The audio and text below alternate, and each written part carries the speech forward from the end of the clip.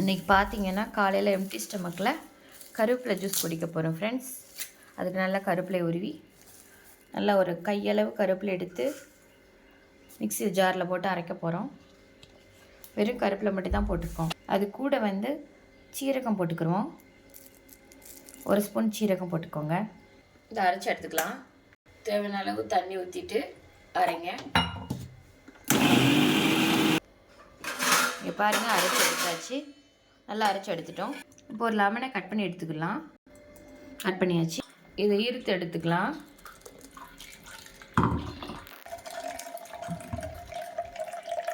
நல்லா எடுத்துக்கிறோம். தேவையான அளவு ஹிந்து உப்பு போட்டுக்கிறோம். கூட லெமனை பிழிகிறோம்.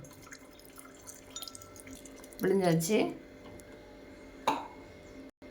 இப்போ நம்ம எடுத்து வச்சுருக்க கருவேப்பிலை ஜூஸ் ஊற்றிடலாம்.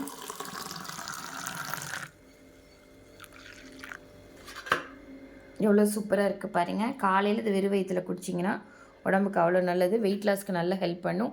முடி நல்லா நீளமாக வளருங்க. இப்போ நம்ம குடிச்சிடலாம். காலையில் ஏதாவது இந்த மாதிரி நல்லதாக குடிங்க.